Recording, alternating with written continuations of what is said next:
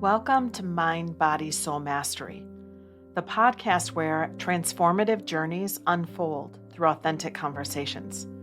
I'm your host, Brenda Stott Tomlinson, your guide on this exploration of self-discovery, resilience, and holistic well-being.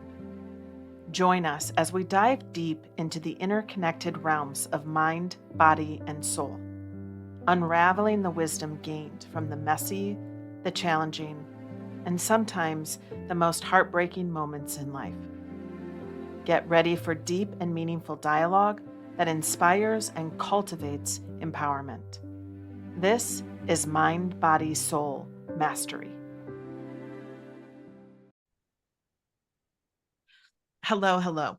Today I have with me Celia Barsby.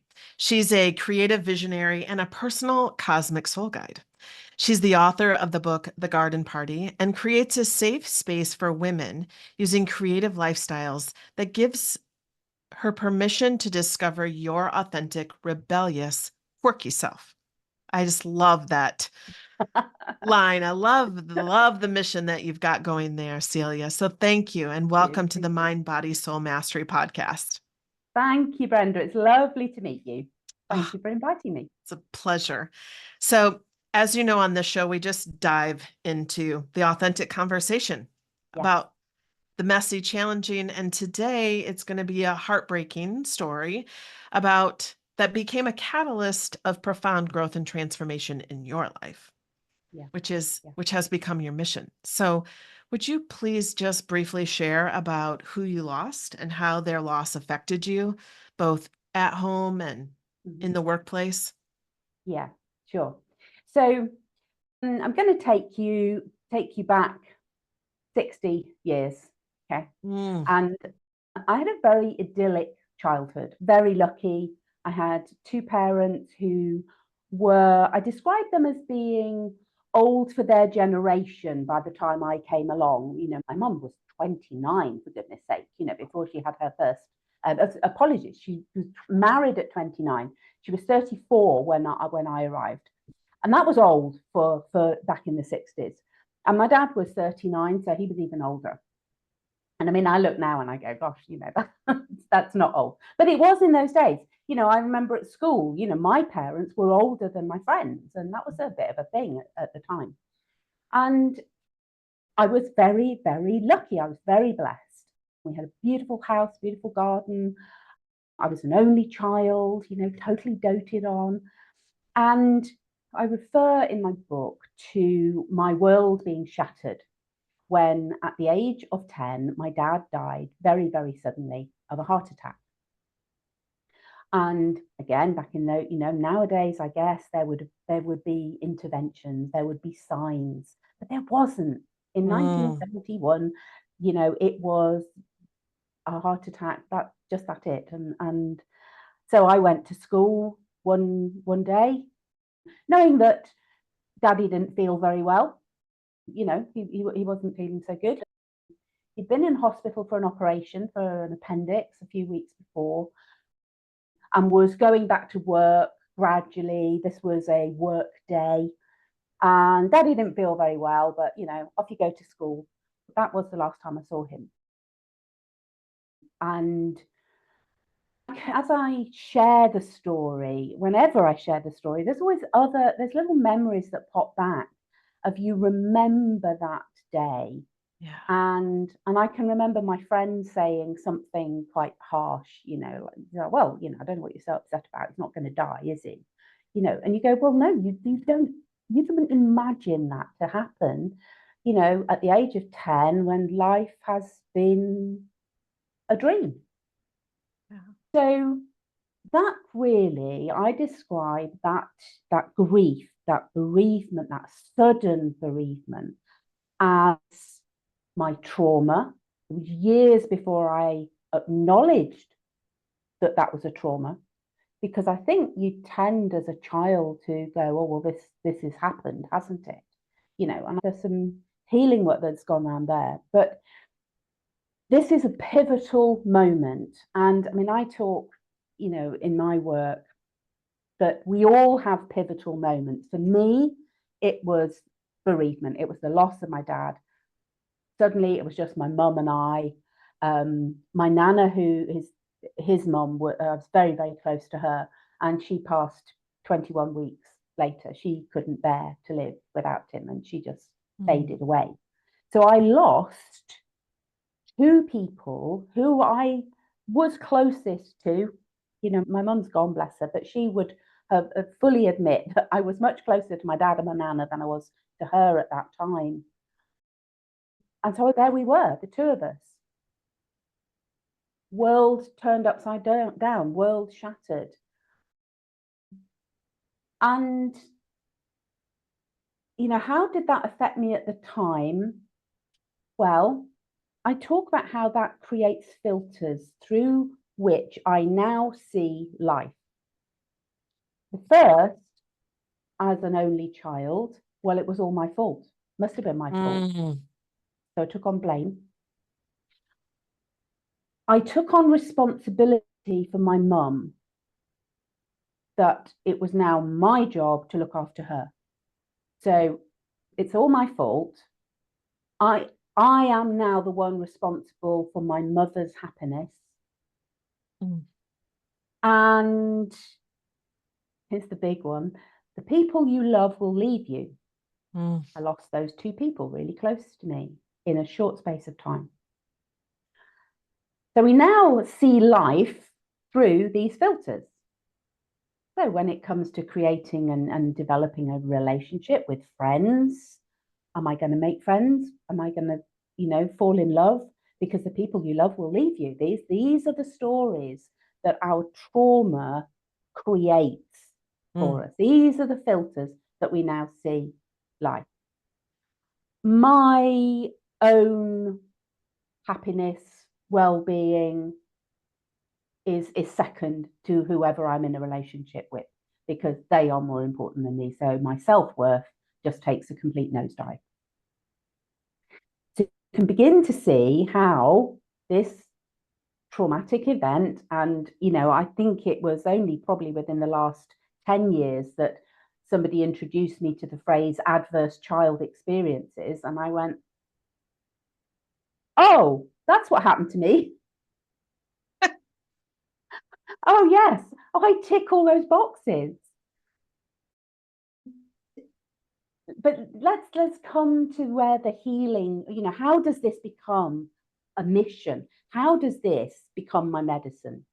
And the phrase I refer to is your deepest wound is your greatest medicine.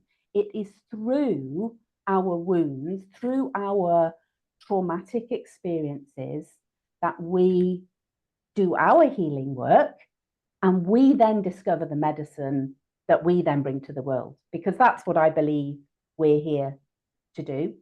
Our soul chooses this journey in order to grow, and we sign up for this lesson called life. And if we're going to grow and develop and learn, we sign up for the things we can't do. And you go, oh, yeah, you know, wouldn't it be lovely if we all just learned something we already learned?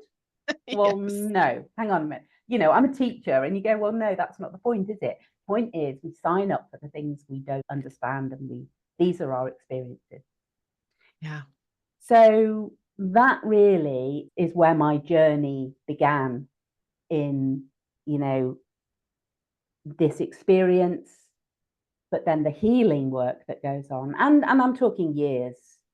Well, I was going to ask. So you were 10 when this happened, Yeah. and the filters unconsciously just became your filters, because at 10, we're not really aware of those things, right? No. Then that becomes your filter, as you said, see life and go through life. And so it was about 10 years ago when the adverse childhood experience. So is that when the filters started to come off 10 years ago? So I would say I was 40 when I went, I'm not going to live my life like this anymore. I can't, this is not sustainable. So that was another pivotal moment. Yes, absolutely. I was married, I had 3 kids. And interestingly, I was once again living this apparently idyllic life. So when we start to peel back the layers, we go, well, actually, we were still living through those filters of I don't have any self-worth. I am responsible for everybody around me. I've got to do everything, and so on. And the world calls it a breakdown. I call it my breakthrough. But that's when if you imagine that image of spinning plates, you remember that? There Yes. used to be a thing, and somebody go around and spin all these plates and keep them spinning. And I just thought, I'm not spinning them anymore. And I let the whole lot crash to the ground. And then over a period of months, possibly years, really, I decided what I'd pick up again. And I made the choice. I talk about reawakening to your soul purpose. And it was, well, what am I going to do that nourishes my soul? What am I actually here to learn and for my soul to grow? And in a sense, I think it's interesting how we're holding this conversation in the container of grief and bereavement. And there was a loss at that time. Like, yeah, it was a breakdown, but that allowed me to break through. But there is a process of letting go of the person that I was. Which is its own level of grief. Yes, absolutely. Yeah. So, when we start to see these events through the filter of grief and bereavement, you start to get another layer of understanding. Yeah. Yeah. Yeah. You're speaking my language. I'm just sitting here nodding like, oh, yeah, speaking my language. Yeah. What would you say has been your biggest lesson in this span of time in your experiences? Oh, I think it is about finding what lights me up. And I'll go back to a time when I was in this broken down place, and I had a couple of episodes of counselling which had been sort of semi-successful. But this was the one that really, I think I was ready. I mean, that's the key. I was ready to do the work, because until we're ready to do the work, nothing's going to change. And I can remember my counsellor saying, or I said, I don't know who I am. I've let all these plates crash. I'm not going back there. But now who am I now? And she said, well, what do you like? I'm like, I don't know. Because nobody had, I'm going to come to the permission piece. I hadn't given myself permission to say what I liked, what I enjoyed, what lit me up, what gave me pleasure, what brought me joy, because I was all the time trying to please. I was a people pleaser. Is the now. That wasn't a phrase back then, but it is now. Everybody understands what a people pleaser is. And you go, oh yeah, oh, I was one of those. I love how this whole spiritual awakening that we are going through on a global scale has given us the language, and people are going, oh yes, that was me. Yeah. Because the rest of us have muddled through going, what on earth is going on? Without the language, trying to explain and articulate. Yes, I totally resonate. Yeah, absolutely. So I can remember my answer. She said, what do you like doing? I said, I like going out for coffee. She went, okay, cool. Why? Why do you like going out for coffee? And I realized that it was because somebody was serving me. I was worthy of somebody doing something for me. I enjoyed the very gentle social connections of the time. It got me going back into society. And that was it, really. I was made to feel special. Just because I like going out for coffee. And I still love going out for coffee. And whenever I do, I remember that moment of going, gosh, I can remember when this was the only thing I enjoyed doing, So and because we all start somewhere on this road to recovery. Yes. So you said such a key statement there. I was made to feel special. What other things have you discovered that bring that feeling of being special? Yeah. Yeah.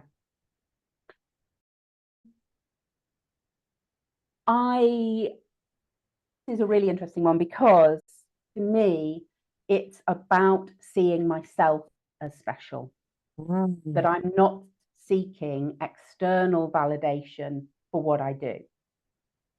And when we are awake to our soul purpose, when we're doing the thing that lights us up, I mean, I love having conversations like this. What a joy, what an honor to be able to, share a conversation halfway across the world and talk about the things that really matter.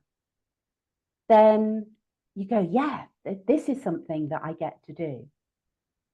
And I think it's from within. It's not, it's linked to that self-worth piece of saying, I know I'm enough. I just, I just have to be me. You mean I haven't got to be anybody else? I just show up as me. Oh yeah, I can do that. Authentic, rebellious, quirky. There's so much quirky. Love that. Yes. And that there's so much freedom when you can get to that point. Like, yeah, absolutely. Yeah. So with you. Fascinating conversation and just right in the deep heart of it. And this is what my soul is here to do. Like this authentic connection, that kind of stuff. That's exactly what my soul's here to do. So when we just talk about the realms of mind, body, and soul, mastery.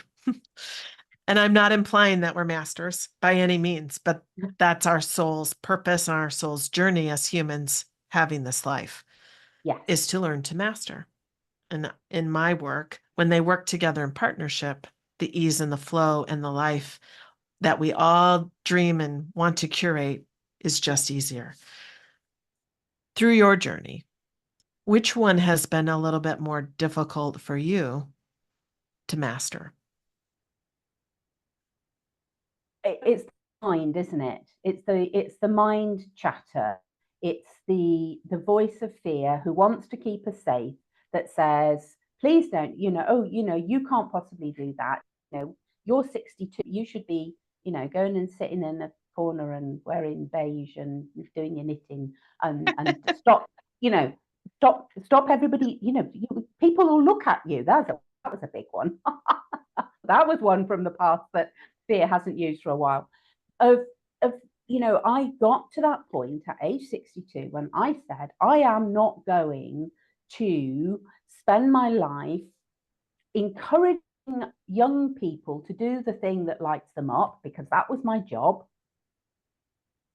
And I had this, this guide that was present with me and going, well, when do we get to do that? When are we going to do the thing that lights us up? And you go, oh, yeah. So you go, right, that's, I'm done. Huge leap of faith. This is, okay, universe, if it is what you want me to do, there's going to need to be some support here in what we're doing. Let's talk about the way the mind distracts us from what we're supposed to be doing, and it's that, isn't it? And I've had this conversation with my group this week. We were talking about the voice of fear. And there was a time when I wanted to silence fear. I didn't want those voices. I didn't want to be, I think there's the rebel in there, and you can't tell me what to do.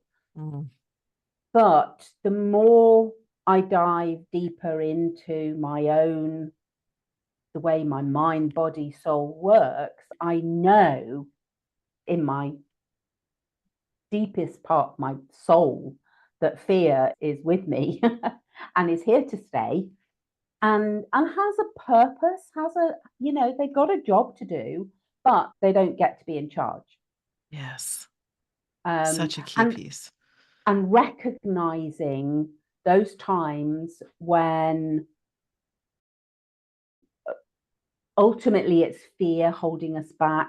It's our mind, our conditioning will tell us things that we can and we can't do. Isn't it interesting? As soon as you start shining a spotlight on fear and she runs off into a corner. You see, that's the thing about fear. Okay, I have a really good relationship with my fear now. And I actually view her as, because they're a shapeshifter and they wear all sorts of different hats. And as soon as you recognize them in one shape or form, they change and they'll pop up. There's a game called whack-a-mole and it pops up somewhere else. As soon as you go, yeah, I nailed that one, you know, I know that voice. And then, oh, okay, fine. So let's, you know, how can I keep this? How can I stop you from moving forward? Yes. Yeah. Which ultimately is what fear is there to do. And you go, and if I'm crossing a road, that's really valuable. But wait. Yeah, well, I don't like being told to wait. Not the most patient. But yeah, it's that. So for me, go back to your question, mind. I mean, my body sort of tags along for the ride, you know. But over the last, when did this transformation start? Actually, what's interesting, my deeper level of transformational journey began when I lost my mum, which was 7 years ago. And there was another layer of almost a permission. Now I get to be me. That totally makes sense. It's almost like the last tie, the last connection is broken. And now. Yeah. And it's so hard. I talk to so many women with elderly parents, and that you go, just treasure every moment, because I remember I used to get so frustrated, and then I got to the point of going, no, that's not how I want our relationship to end. In this lifetime, it needs to be no regrets. I do everything from a place of choice, not because it's my job to make my mum happy. Oh, that is such a key differential there, right? It's like I'm choosing it versus obligation, or because that's what I should, or what I've told myself that's what a good person does. Like that choice completely removes so many layers of burden, heaviness, negative, right? And I think it's almost, I really felt that full circle of responsibility that wasn't really mine to pick up, but then I went around gathering everybody else's troubles and picking them up. And I used to refer to them, a friend and I referred to them as spiky bags. Are you picking up somebody else's spiky bag? And these spiky bags, you're carrying them and they're banging against your leg, and then you look at them and you go, this isn't even mine. Why am I carrying your spiky bag? That's a great picture. But there is that sense of, I am now in this relationship of caring for my mum and taking on those responsibilities from a place of choice, because this is what I choose to do as an adult, not as a child. Yeah. Oh, so good. So good. So what would you say, because life still continues to happen. You said you just lost your mom, 7 years ago, and you said the deeper healing, the deeper journey has come. Life still continues to come at us, right? And so what are the things that when something comes at you now that's difficult, or an obstacle, or that fear pops up like the whack-a-mole, like how are you navigating through that now? So I have a lot more tools in my toolkit now. Creativity is huge for me in all senses. I would not describe myself as an artist, and I can hear my family shouting at me that is not my sole, that is not my sole purpose. I am not here to create beautiful art. I am here to use my art, and I talk about splashing paint and crayon on a canvas or in a sketchbook, because one of my superpowers that I have discovered because we're all superwomen, we all have superpowers. One of my superpowers is I move energy with color. So when I am feeling something, and I'll share an example in a moment of a really intense emotion, I will go and I use this process of a messy journal, and I will just pick a color and I will go with it. Or I sometimes, if I'm feeling deeply emotional, I'll use watercolor, because that really connects us back with that womb space. And I love the sea. So watercolors are awesome. And I can change the emotion that I am feeling by acknowledging the colors that I'm using. So that would be my number one. When things are, I talk about it in one of my magical keys is going through the mill. And it's that, because that's life. We are, we do get to go through the mill. We do encounter challenges, and we build resilience, and we learn what the importance of being in flow and in connected with the universe. So what am I using? I'm using energy, I'm using color, I'm using creativity.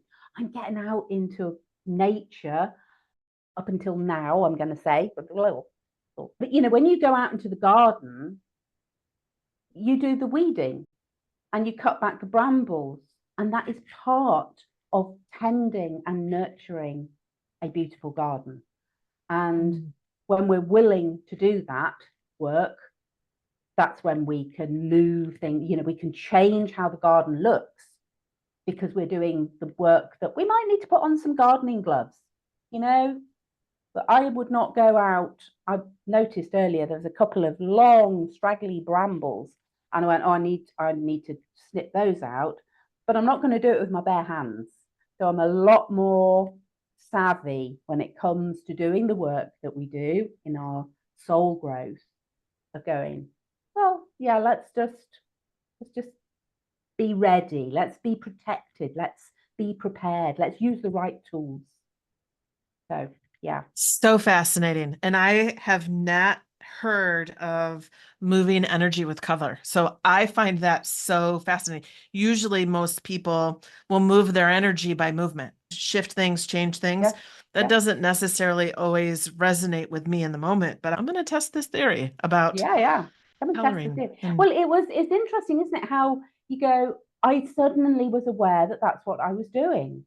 And that not everybody was doing that. Yes, I know how to move energy by moving my body and shift it. But, sometimes when you're stuck in the mud, yes, you go, no, I can't move because I'm so paralyzed with fear. I can pick up a paintbrush. Yeah. Or the feeling is the top layer feeling, but you can't articulate what it is 2 or 3 levels down, right? And so I can see where, as you're coloring and as you're just sitting in that and acknowledging, here's where I'm at, that will release to get to those. I can totally see how that happened. What happened? Because it's how our energetic system receives information. We receive it through vibration, which is sound, which is why, music is so powerful, that we can put on some music, and sometimes that can shift our energy. And then it goes to color, and then we might be able to make a sound, and eventually it becomes word. So that's how it filters down into our system. Yeah. So by addressing it at that color point, it's easier, actually. Well, I'm going to try it. I'm going to try it. And I hope our listeners are writing this one down too. And let's see how this works, because things still happen for us, not to us. Things still happen for us, right? And what happens for us, there's a lesson. There's a lesson. Always a lesson. Yeah. I'll share our secret. Am I allowed to share a secret? Yes, would love. Not very secret. So nearly a year ago, my husband and I decided that we wanted to sell up and go traveling, because we both recognize we can run our businesses on the road, mobile. If you'd have told me last November that I was still going to be here, I may have had strong words and going, I can't possibly wait that long. But here we are. But we are now poised. The house is sold. We paid a deposit on our new home, which has 4 wheels. We have a home to move into on 4 wheels, but we've got a bigger one. Well, you don't have to make the bed every night, which is going to be amazing. That's going to be my gratitude. My gratitude for months is going to be, I don't have to make the bed every night. It's freeing to not have to make the bed every day. Yeah, I mean, that's going to be huge. And so that's where we are. We have released and faced challenges that I could not have imagined over the last year. This time last year, if you'd have said to me, well, you're going to leave your garden, and of course my garden looks at its best in June and July, I would have gone, no way, I can't possibly leave my garden. Yeah. But I have been given the opportunity, because it's taken longer than I thought. Yep. The universe always knows best. I've been able to release it. I've been able to enjoy, oh yes, I've enjoyed the snowdrops. Oh, I enjoyed the rose that we planted for our wedding. And I've gradually disentangled myself from the place, from the physical. Yes. Because my garden will be looking out over hills and mountains and lakes and the sea. And that's how I will connect with nature. It's amazing. So, yeah.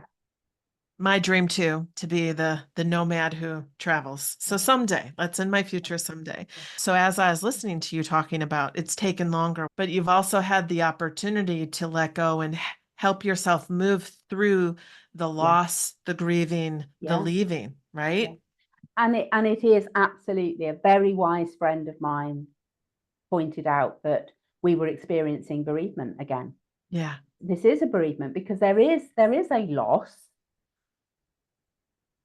but it's a moving forward. There are times when we get to release the old to make space for the new.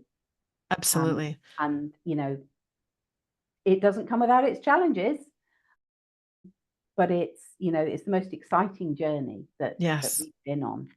Yes. So far.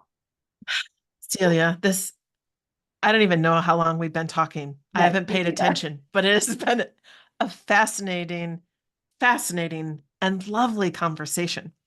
So before we sign off and say goodbye, would you just share one takeaway that you hope that our listeners actually hear from our conversation today? Yes. And I'm going to share a quote. It's one that I go back to time and time again. And it comes from Women Who Run with the Wolves, Clarissa Pinkola Estes. And it's this.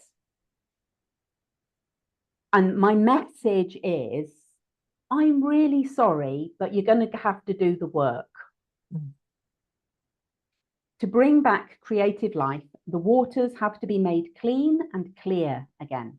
We have to wade into the sludge, purify the contaminants, reopen the apertures, protect the flow from future harm. We get to do the work, and it's the best work that you can imagine, eventually. Did you say at the beginning of that you have to do the work, and then at the end of that you said we get to do the work? Or did I you said it that way, didn't you? I quite possibly said it that way. Because that's what I heard. And I'm like, oh, she switched that up. And that in and of itself is a switch. I get to do the work as hard and as the muck and the mire and the waves just keep coming. I get to do the work because that, if I want to plant something in my garden, first of all, I have to make space for it. And then I have to do the digging. I have to prepare the soil. I get to prepare the soil. Yes. And there's the shift, isn't there? there's the shift in the mindset. We come back to this.